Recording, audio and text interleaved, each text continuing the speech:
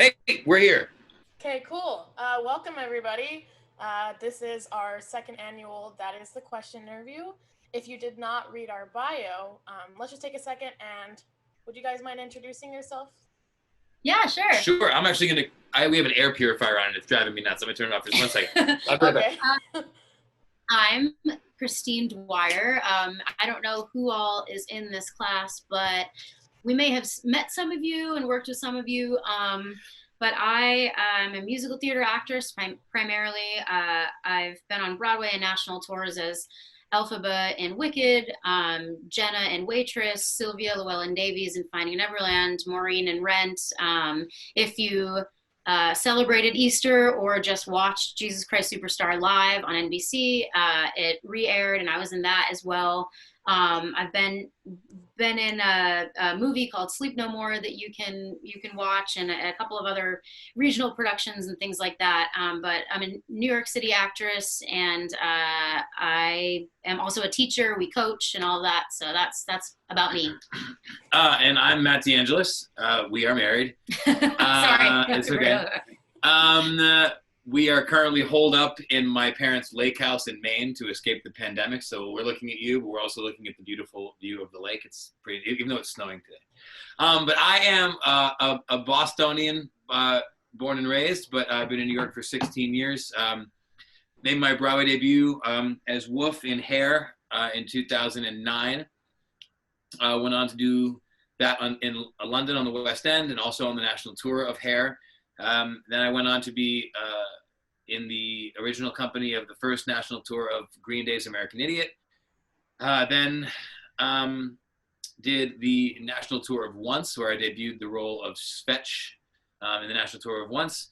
And then returned to Broadway in Waitress as Earl at the Brooks Atkinson Theater. And then did it with Christine as Jenna, and I was her mean husband on the road with Waitress for about 6 months on the first national tour.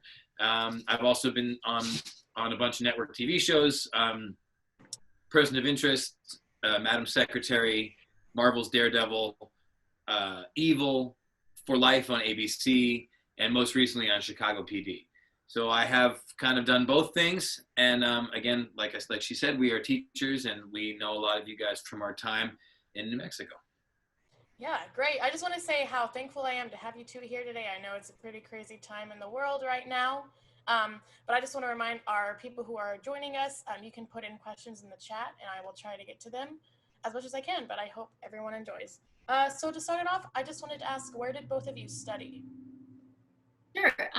I studied, I went to public high school. I was doing sports and music and theater and everything. Talk for a while. I have to go to the bathroom. Okay, yeah, no problem. Yeah, so I didn't go to like a performing arts school or anything like that. I kind of had a wide range of things that I was interested in. And when it came time to figure out where I wanted to go to college and what I wanted to do, I couldn't think of the only thing that I really wanted to hone in on was acting and music. So I guess it would have been junior year, senior year. Senior year, yeah. Senior year, I auditioned for like a bunch of colleges, and I got into one that I really loved going to. It's called the Hart School at the University of Hartford in Connecticut. And I studied musical theater there, and I got a BFA in musical theater in 2007. And from there, I continued to sort of always study. I mean, you take classes in New York and things like that. So I have a couple of teachers and voice teachers and acting coaches that I continue to coach with. But Hart is where I went to college. I really nailed that time. Yeah, it was perfect.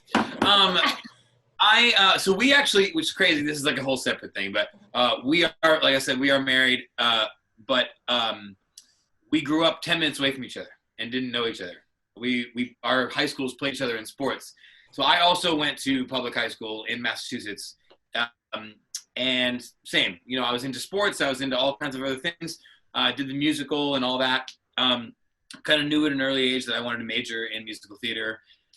But I took a rather circuitous route to success. I played college basketball for my first year of college and tried to do theater also. Then very quickly realized at University of Southern Maine. Which is how. Oh yeah, which is how I know Will. Right, absolutely. I totally forgot that was the connection. Yes. So it's been a long day already. But anyway, so I did that, and then very quickly kind of realized that I couldn't do the basketball and still keep up with my studies for Will and all my other teachers. And so I quit the team, but still played basketball and still kind of tried to enjoy my first year of school. And then I transferred to Boston Conservatory for a year and a half. But at that time in my life, I kind of wasn't really into following rules or like being told what to do. I still don't love it very much, but I've gotten better at it as I've gotten older. But so I kind of dropped out and moved to New York without a BFA. I still don't have a degree. And I kind of just figured it out. And it took me about 6.5 years to make my Broadway debut. I did a couple of little shows here and there, but I kind of just meandered through and sort of tried to do like what she said. Like I found some great teachers, and I tried to surround myself with people who were like-minded, because I'm a firm believer that a rising tide lifts all ships. And if you surround yourself with hungry, ambitious people, you will be hungrier and more ambitious, and not in the negative connotation of the word ambitious, in the positive connotation. And so, yeah, I just kind of kicked around and I got really lucky. I always kind of, you guys know The Secret, right? And like, I know it's like geeky and it's all like, you get a car and you get a car and Oprah and whatever. But like, I believe that the things that you speak out loud as a child usually end up coming to reality. And I remember saying before I made my Broadway debut, and there were plenty of people who were all kinds of different talent and all kinds of different skill sets and whatever. I always knew and verbalized and said and kind of called into existence the fact that I knew that once I got in the room, once I got in the door of the community of Broadway, that I thought that I would get more work because I'm a hard worker and I'm a professional and I'm good at what I do and I'm nice and I'm easy to get along with. So like I kind of, even before I knew anything about anything, I used to say that. Well, once I get my foot in the door, I'm going to work all the time because I'm really nice and I work really hard. Like not even having any idea how dumb it is to say that, because anyone working all the time is a fallacy. But like I always sort of believed that about myself, like in my bones somewhere. And like I think that both of us have been lucky enough where our success has not been linear. But we've both had a lot of success because we're great at what we do. We work really hard, and you can count on us to do the job consistently and well. And I think that's sort of one of the main reasons why we've had, as it's not steady because we have to still do side hustles and stuff, but like why we've had the breadth of success that we have had. It's not because we're not talented, but I don't think talent is the first thing that gets us there. Right. But that's my story. Oh, well, thank you so much. So we've got a question from Jose Luis. He asked, when doing Jesus Christ Superstar Live, how was it having to act to both a live audience and some television cameras? Oh, it was so bizarre. I mean, it was unlike, that experience was unlike anything that I will probably ever experience again, because first of all, we had one main director, but we had multiple voices kind of coming in and out of the rehearsal room. We rehearsed it very much like a stage musical.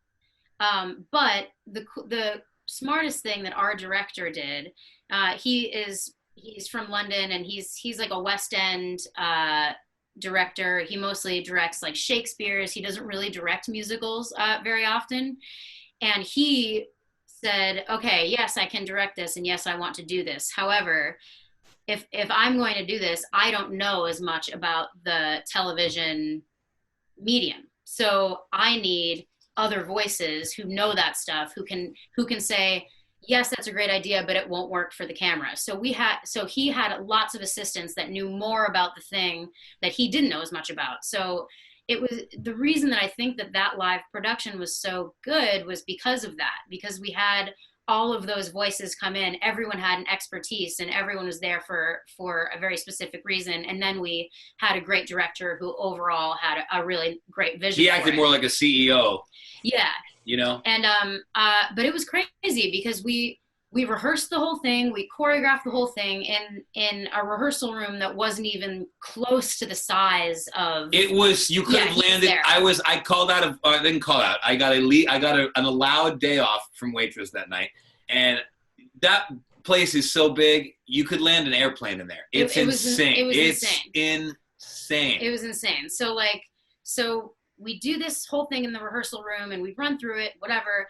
We get to the space maybe like 5 days before the actual live taping, and that's when we actually get to see all of the cameras that they've told us about. And the cranes and literally the extra bodies on stage who are running around in your face and whatever. So steady cams. We sort of had to like re-choreograph again in 5 days with all of those extra bodies. I mean, there were probably like 20 extra bodies on stage that weren't there before, like almost as many people as who were in the show.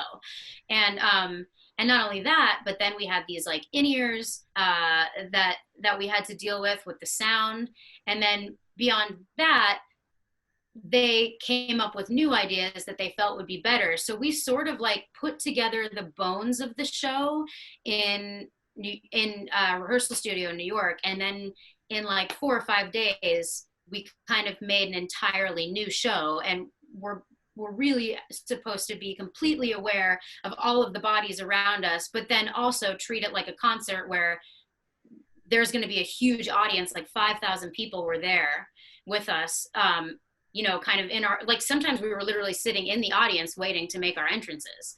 And even on like the day of the show, a couple of things, like little tiny things like went wrong in certain places, and our choreographer was running backstage on commercial breaks saying, okay, you know, the choreography that we did on this verse, we're actually going to switch that choreography. We're going to do it on this verse because I realized that there's going to actually be a camera there and we can't do that. So like we're moving on the live taping. Yeah, like literally on the time it takes for a commercial break, we're saying, okay, in our minds, this lyric now has this choreography, this lyric has this choreography, and then they're like, okay, we're live in 30, and then they count you down to 10, and then you just have to figure it out.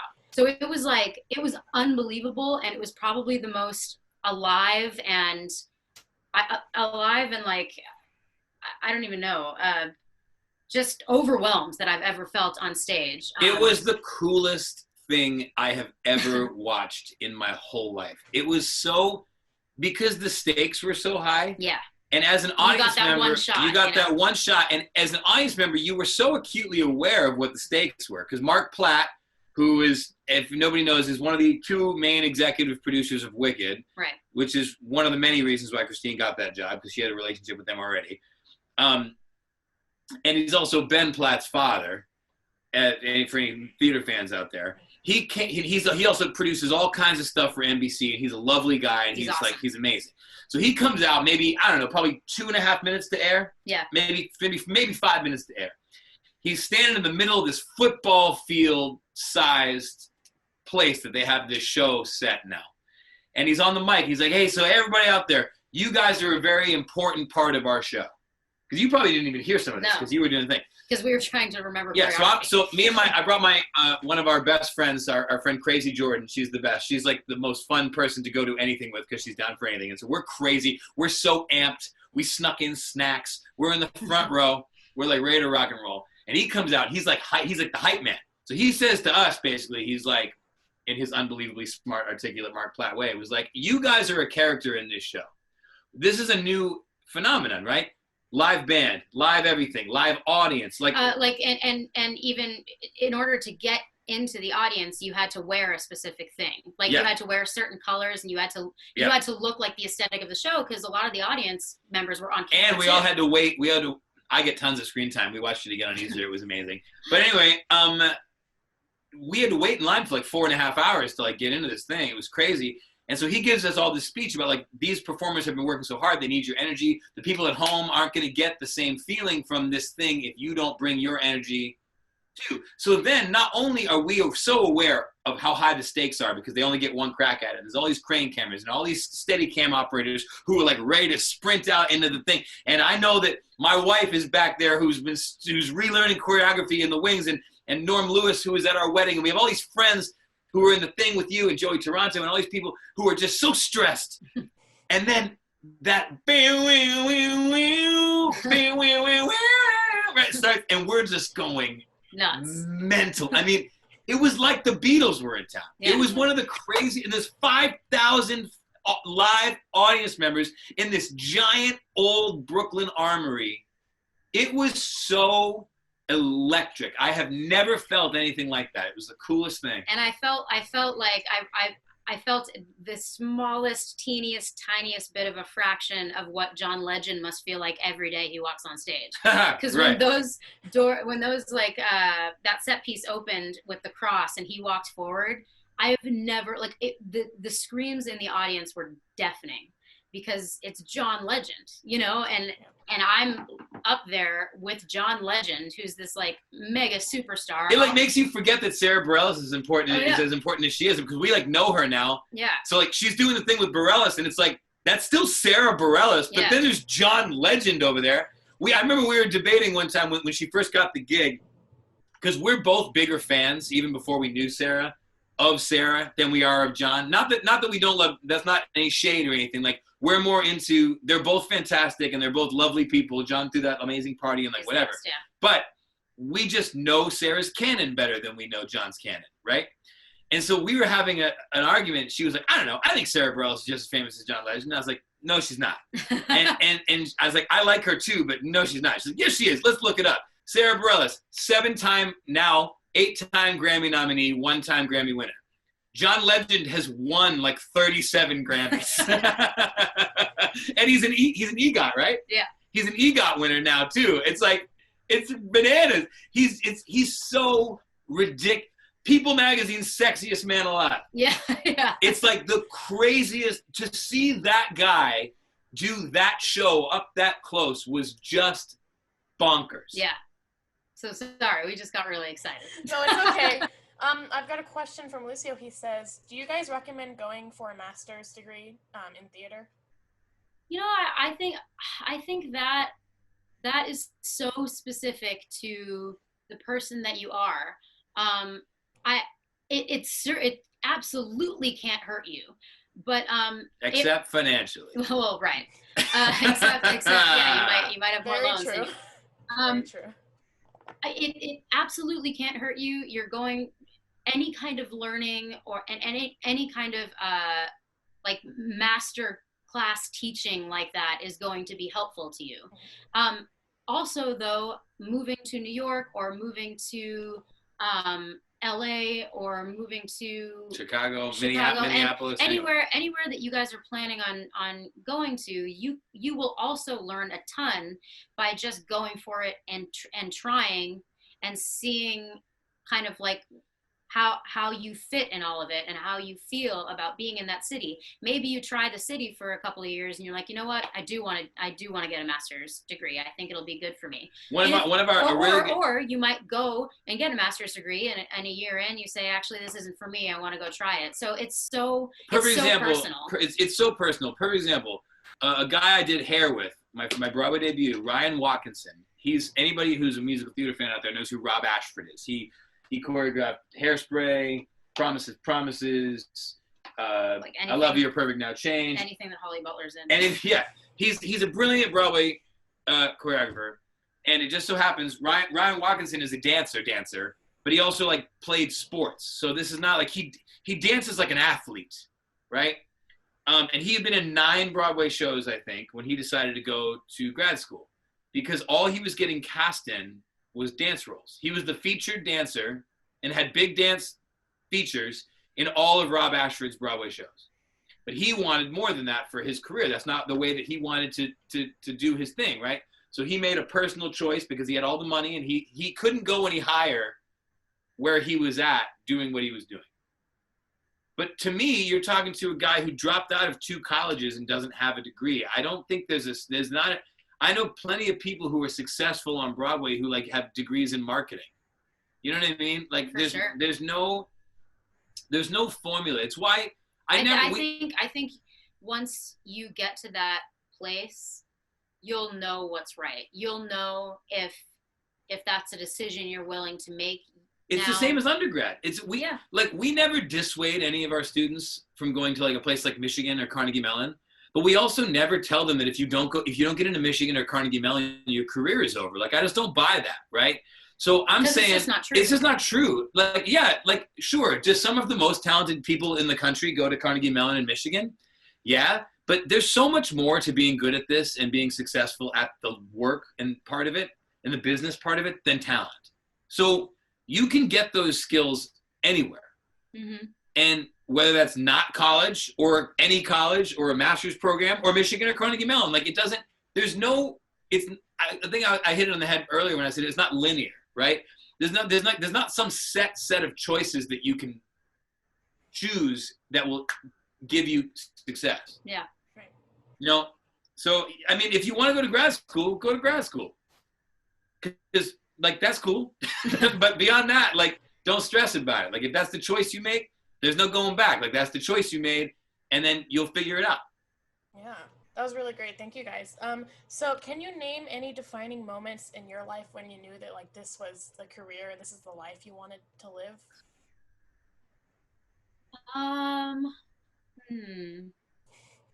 Like, yeah, I mean, there are a couple of defining moments, I guess. I think certainly one of the defining moments was in high school, for instance, I was on the cross country team and I was pretty good. And I was going into my senior year, doing all of the musicals and chorus and drama and all of that stuff and doing all of the plays and whatever.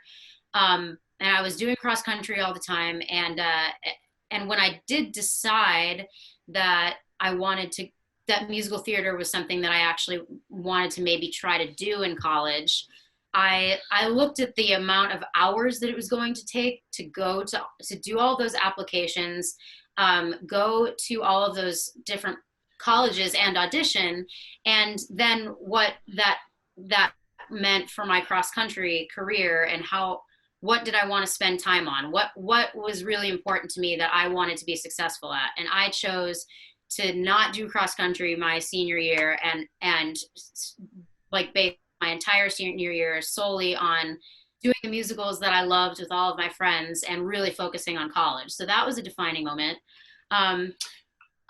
It's weird, you know, having been able to be on Broadway twice now, my return to Broadway in a way was a bigger moment than my Broadway debut, in a way. Because I think it's really easy, even for someone as confident and cocky sometimes as I can be. My wife does not share that quality, but I have it. It's hard to shake the notion sometimes that when you're only on Broadway once, you got lucky.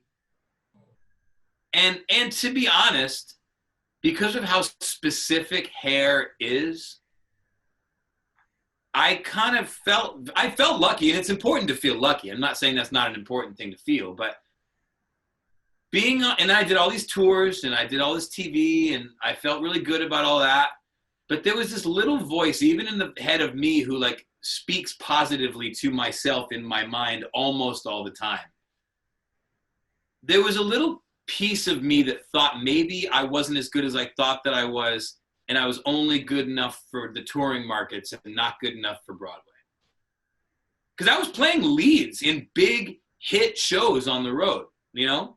Like playing parts that thousands of people wanted. But I didn't feel validated in the same way that I feel now that Broadway said, you're good enough. It wasn't an accident the first time. Sure. You know? And so, honestly, I can say, as far as like a goalpost for me, I think returning to Broadway, my first show in Waitress, and then my first show with Bareilles in Waitress, were two of my biggest moments that I could step out of myself for a second and go, oh shit, like you belong here.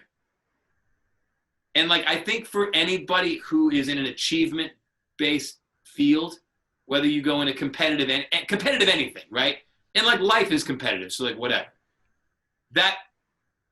That moment when you like really embody the belief that you are good enough is huge. Yeah. Because like, it doesn't mean that you're going to be successful all the time, but it means that you no longer have to tell people that you're great.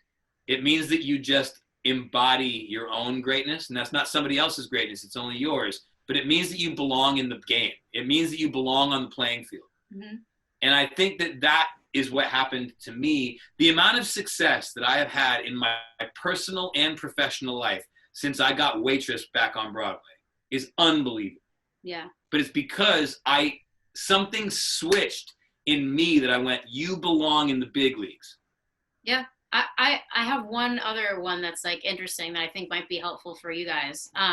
When I left college, because I don't share that same like, I'm getting there, but I don't share that same belief in myself all the time, and I talk myself down a lot and think that like, oh, I wish I looked like her or sang like her or, you know, danced like her. I wish that I had other better skills, and like I'm not good enough. And I do that to myself a lot, and I did that to myself a lot when I was in college. I actually left college and decided I wasn't going to move to New York and do musical theater. And I drove across the country with my best friend to California just to see what the West Coast was like, because I was like, well, maybe I'll just try this out for a while because I'm burnt out on theater and I don't think that I'm good enough to do it. So I'm just going to like put that on the back burner for now. And a friend of mine actually pretended to be my agent because he believed. Tell me who it is. His name is Doug Lyons of Lyons and Packjar. He's like writing movies now and plays and musicals, and he's been on Broadway and a bunch of stuff. He's the best, and you should look him up for sure. He's super inspiring. But he didn't want me to quit, and he pretended to be my agent, sent my headshot and resume with a cover letter in. You don't really do that stuff anymore, but this was back in the day when hard copy resumes were like more important than digital stuff. He sent that in with a letter to Telsey Casting, which cast Wicked and Waitress and Rent and all these things, saying that I was right for Maureen in Rent. It's still in LA, or actually I was like pretty far away from LA, but that's where I could afford to live. So I was driving to LA, and he called me and said, hey, you have an audition for Maureen in Rent. It's this time on this date. You have to come back to the West Coast and you have to audition for this. East Coast. I mean, East Coast. You have to come back from the West Coast to the East Coast and audition for this. And I was like, I don't want to do this anymore. And he was like, you're doing it. I got you the audition. Like, get your ass over there. So I was like, okay. So I got back. I went to the audition. It went really well. It was my first professional audition, and it was for a dream role in a really big casting office. And I went in, and I could tell like immediately once I started, they were interested. And that was a moment where I was like, oh, okay, maybe I shouldn't give up on this yet. But until I got that call back, I was still talking myself down a little bit. I got the call back. I went in, they had me do the material from the show, which was really complicated. For Maureen, you get to do Take Me or Leave Me, which is like, you can just sing that song and act it and it's fine. But then they give you all of Over the Moon, which is this huge like performance art piece, which is completely choreographed for you in the show. But in the audition, they said, okay, you're going to do this entire monologue, and here are your options. You need to do a certain movement and a voice for this character, for this character, for this character, for this character, all of the characters that you talk about in the monologue, and you have to come up with your own choreography. And there has to be like different things. It was like almost like a theater game, like different movements for when you're this person, different movements for when you're this person, different whatever. So I had to completely craft this thing on my own and go in and just like hope that it was what they wanted. And I didn't ever think that I was very funny, like because she's a quirky character. So my take on it was that Maureen took everything so seriously that it was funny. Like how ridiculously serious she was being about being like mooing like a cow and doing all of this stuff. And so I went in and I hoped for the best, and they all laughed. And like instantly I walked out and I was like, oh, you know what? I actually do still love this. I actually do still want to do this. And I ended up getting the job. And in like 2 weeks, I was in a hotel and rehearsing for this show. And that was a huge turning point for me. I never went back to California, and I stayed in New York after I came back from that tour, and here we are. Yeah, well, it's funny that she says it's so serious. That's what makes it funny. One of the two or three people that Maureen and Rent is based off of, this is just a nice historical factoid for you guys, is a performance artist who's still performing named Eve Ensler. And she wrote the Vagina monologue. She wrote the Vagina monologues. Yeah. And she was down in the Village, you know, in the 90s, like even before that, well before that. It was based in the 90s, so probably in the 70s, doing beat poetry and, you know, burning her bra and all the great, awesome, badass shit that she did. We went to see Diane Paulus, who directed me in Hair, directed her in Finding Neverland, and directed us both in Waitress, directed Eve Ensler's one-woman show at City Center a couple of years ago, and she's still doing it. She's a breast cancer survivor and all these things, and in the play, she stands up in the middle of a bed and centers. She's probably in her 70s. Yeah. And she takes her top off and runs around. Like, she's just amazing. But even now, even after all the success, she is still deadly serious about performance art. Yeah. And like weird performance art, like weird. Yeah. But she is like committed. Yeah. So anyways. So that was a lot. Oh, it's completely fine. Everyone really appreciates it. You both mentioned touring. We have a question from Samantha or Sammy. What's it like doing a show so many nights in a row continuously, like normal, but also having everything change so often and having to go to all the different locations? It's really hard. Yeah. And between the two of us at this point, we've probably done 8,000 performances on the road, 7,000 performances on the road, which is insane to say out loud. It is. It's tough. You know, there's like two schools of thought that I think both of us marry together. Some people, when asked like, how do you keep it fresh every night? Some people are like, we don't. And then other people are like, well, I just try to like talk about my feelings right before I go on stage about my day, and that's how I keep it fresh. Like, I think both of those are really, really great. Be present and be where you're at, and also know the beats and the moments that you have to hit every single night, because sometimes you're so tired that you got to just like do it. You got to like figure it out and pull yourself up by your bootstraps and do the show that you know, and you can't, you know, the biggest thing I learned about not how to be a good actor, like that's internal. That's like, do you have skills or do you not have skills? The biggest thing I learned about being a theater professional in touring is it's okay if you don't have it that day. Part of the craft of acting, I personally, and now this is no shade either, any actor who truly keeps it fresh every day usually is a selfish actor, because they're trying to keep it fresh for who? For them. Yeah. It doesn't have to be fresh for you. It only has to be fresh for the audience, right? You're not a robot. It's not going to be fresh. Sometimes you're going to be up there thinking about what you need to get at the grocery store when the show's over. But that doesn't mean that you don't have a responsibility to the piece. It doesn't mean that you're a bad actor because you can't be in character every second of every, whatever that you're on stage. Part of the craftsmanship and the trade of acting is making it look new, fresh, interesting, original every day, when in fact, it's not. You go to rehearsal. There's like so you know the show. It's not fresh. You've already planned everything. There's a great meme, and it's like, walking around on those, what's that word again? Like, bitch, you've had the script for 8 weeks, be a professional. And it's like, or like there's another one that's like, don't go to rehearsal. Your character would never do that. And it's like, that's funny. Like, of course there's going to be some element of it that feels like a grind, because it is. And also in the same vein, there's going to be an element of it being fresh all the time because you're moving around all the time. And sometimes you'll get a theater that you can't really hear as well in.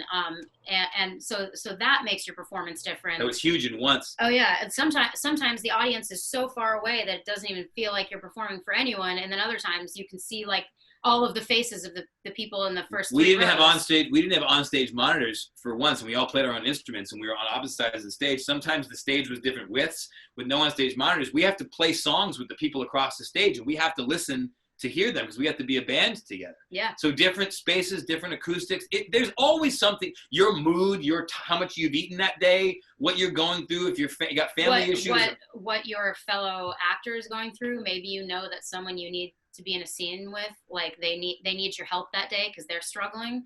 So that makes your performance different. I think. So it's always different, but I hate the word fresh. Yeah. I hate the word fresh. I think being present, knowing where you're at that day. And tell us the Wicked makeup story. Yeah, and acknowledging where your fellow actors,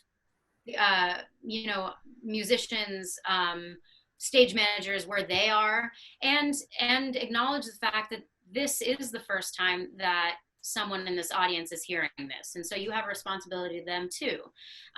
One story that will kind of like wrap up this question, the best piece of advice I got ever was from a makeup artist in Wicked named Joyce McGillivray. She is still painting the Green Girl green on tour. She's amazing. And she's just kind of like an oracle of wisdom. She's just really, really cool. And I spent, like 30 minutes a day, well, longer than that, but 30 minutes before the show with her because she was painting me green. And it was usually just the two of us in the room on the tour. And there was one day that I came in, and like the second I signed in, I sort of felt like I should have called out today. Like I'm vocally not feeling it, and I feel really stressed about what I'm going to sound like and what this show is going to be.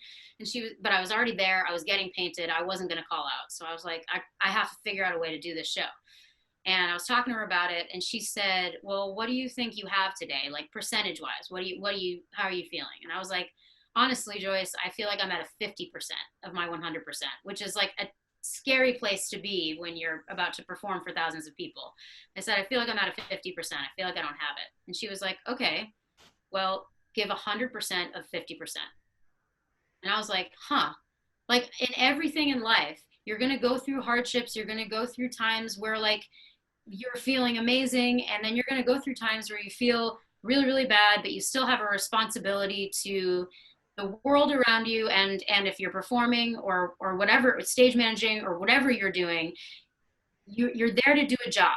And if you've got 50% today, give 100% at 50% because that's all you have. Yeah, and I think what separates the goods from the greats in sports or theater or school teaching or janitorial service, it doesn't matter, and anywhere in between, the goods will use that as an excuse to not even give 100% or 50%, because they'll say they're at 50 when they're actually at 80 and they'll give 50. When I talk about the craft and like the trade of acting, I'm really talking about integrity, right? Like you have to look yourself in the mirror and be accountable to yourself and your own work ethic, to your scene partners, to the audience. There's an accountability to doing a performance-based job, right? Those people, we all know the economy is in the toilet and things are hard right now, but people pay $120 for a ticket to a musical. It might be the only thing they see that's of leisure all month. And maybe they're or all year. Maybe they're two school teachers and they decided to send their kid to a play. You're accountable for that, And so don't use that like she doesn't and like I don't, and anyone that we respect doesn't. Don't use that 100% and 50% as a cop-out. Right. Like, give everything. Basically what it's saying is give 100% of what you have every single day, and every single day it's going to change, and that's okay. And that's an allegory for life. You don't have to be at 100% all the time. You're almost never going to be. You just have to try your best. Yeah. Yeah. Oh, that's great. So a few little questions. Do you guys have any, I guess, dream projects that you haven't done that you are interested in? hopefully one Oh, day. we want to do Once together. Yeah. We want to play Guy and Girl in Once, and I would love to do Lippa's Wild Party as Burrs and Queenie. Oh yeah, that would be awesome. That'd be awesome. One of my like dream bucket list things is to be in a play on Broadway and not a musical. Because acting was really my first love, and not that I always sang and I loved music, but when I thought about what I wanted to go to school for, I wasn't sure if I wanted to go for musical theater, or if I just wanted to go for straight acting. And so I auditioned at both programs. And I got into one program that was solely for acting, and I got into the one that I ended up going to for musical theater. And what really made the decision for me is that I saw a musical at Heart when I was auditioning, and I was immediately struck by how great the acting was. The singing was great too, but the acting of those students was so great, and I figured why not put both together and go there, because I feel like this program is going to give me great acting training. So my dream project would be just to be a part in any play on Broadway. That's great. So I'm just going to stick to two more questions since we've kind of gone over time, and I don't want to keep you guys here any longer. You mentioned earlier when you were introducing yourself, could you tell us a little bit about the working studio, your business, your studio? Absolutely.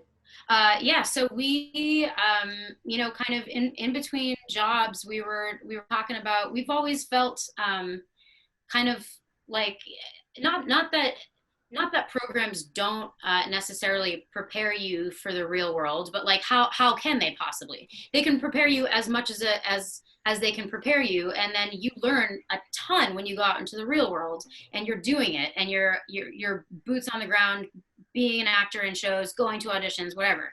And we felt like we had a responsibility, again, to people who want to do this for a living, to really learn from actual working actors, people who are like doing it, and the things that we felt like maybe we had to learn on our own, we wanted to teach to people. And so we started the working studio, where we started doing private coachings for musicals and auditions and stuff like that. And the first few times that we did it, we actually felt like, hey, we're actually pretty good at this. And we've grown it into a much bigger business now. And now we have another side project that has to do with coachings and things like that. So the working studio, we do it on based out of our apartment in New York City, but since no one can see each other anymore, we're doing tons of stuff digitally, and we do private coachings on Zoom or on Skype or FaceTime or whatever it is. And then we also do big like virtual master classes where we'll work with you individually, and you can see everybody perform, and we'll coach you on audition prep and rep prep and stuff like that.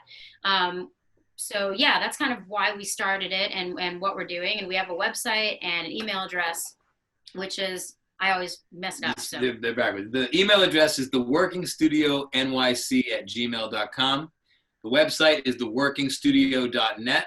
And if you want to be on our like scheduling blasts, we do it off of a private Facebook group. So if anybody who's listening is interested, yeah, Christine will write it in the chat. I'll write Heidi. It's join the Working Studio Students on Facebook.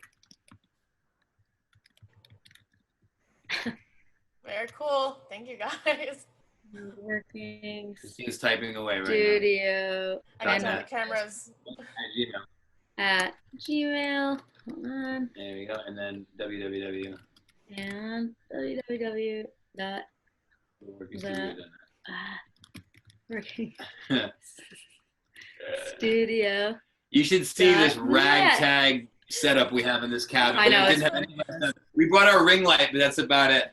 Yeah, so that's kind of like our information. We're doing another kind of like really cool class called Upgrade Your Audition, and we're in the works of trying to figure out how to do that virtually, but I think we're going to launch that in July, and it's going to be like a week-long intensive where you not only get to work with us, but you also get to work with a casting director and a director who are both based out of New York City, and you know, they would help you know what casting directors and directors are really looking for. So it's going to be a cool thing, and we'll post all that stuff on the Working Studio if you want to, like, you know, join our stuff and email us about that. Great. We'll definitely post that on all of our social Yes, media absolutely platforms. So I guess Thank to wrap this up, I just have one question that's, I guess, pertaining to, you know, the state of the world. Is there anything specific you guys have been doing to try and stay active and creative during this time? In a weird way, again, we talked a lot about integrity and hard work. In a weird way, I never knew how hard I could work until this happened. For sure. Because we had to. We just got married last year, and like we stopped being able to make any money, right? So I do not think there is a more valuable quality to have and to foster in yourself than mental toughness. Life is going to kick you right in the face, and it's going to do it over and over and over again. And the more you can stay undeterred by that, I think the better off you're going to be. And a lot of what we spend our time on now, in the midst of working hard and scheduling all these things and doing our private coachings, is speaking things into existence. Like I said, like, instead of saying, you know, I think that once things open up, we have good relationships and good resumes, I think that people are going to call us for jobs. We speak that as truth. We say, when this business opens up, we have so many relationships and they're going to need people who they can rely on, and we're going to get opportunities. You say it as if it's truth. And I think training your mind and staying positive, and it's not just about work, it's about your relationships, it's about your friendships and your family and just your general value as a human being. I think the more you can preach positivity and speak it into existence in your own head in the midst of the biggest human catastrophe since any of us have been alive, I think that you're setting yourself up to hit the ground running when this is whatever version of over it's going to be. Yeah. And I mean, we've been, again, like what he said, I didn't really realize how hard I could work until this happened. And I was given all of this time to say, okay, what creative ways can we figure out to stay afloat and to stay relevant and to stay creative. We've been learning a ton more music than we ever normally did. We've sang more together in the last 2 months than we have in the entire 5 years we've been together. Yeah, we've practiced more stuff. We've done more Q&As like this. We've coached more material. And so we've been doing all of that and researching more. So I think all of those things in order to stay creative are super important. Make a YouTube channel and just like sing your heart out and do it for yourself, and get a bunch of people on Zoom and pick a play and read a play together. And like, you know, having those moments are really important. But on the flip side of that, it's also really important to know that this is a completely unprecedented time. None of us know what's going to happen from now on, but we know that the world is forever going to be changed. And it's okay to take the time that you have now to really check in with your mental health, to check in with yourself, to say, you know what, today I'm not going to force Today I'm at 50%. Yeah, today I'm not going to force myself to be creative. Today, to be creative, I'm going to binge Netflix all day long, and I'm going to stay in bed, and I'm just going to do that for myself, because then it will fuel my tank to be creative later. And those things are both equally valid. So there's lots of things that you can do to stay creative and to still practice things. But be a human first. But also be a human first, and check in with yourself, and know that, like, it's okay if there are days that you can't figure out anything creative to do. Then you need to figure out, what can I do to make myself feel the best that I can feel today? And that's all okay and all valid. Right. Thank you, guys. Yeah, I just realized how important it is to just go outside and get sunlight. Oh, yeah. That's why we're so happy. I mean, like, you can't really see because we're in the house, but right out that window is the lake. So we're trying to get as much vitamin D as we possibly can. It's very important. Yeah. Well, I guess I'm going to wrap it up. Thank you guys so much for coming and doing this. We really appreciate it. That is the question with Blank Conversations.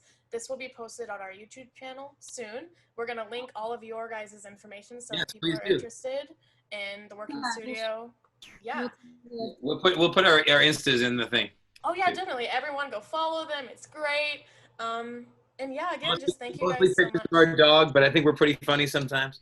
I think what the world needs now is just pictures of dogs. So exactly right. Yeah, we're just trying to do our part. Really. Yeah, the other way of staying creative is creating our dog an Instagram account. Shout it! Oh, wait, let's put it in here. Wait, is it underscores, babe?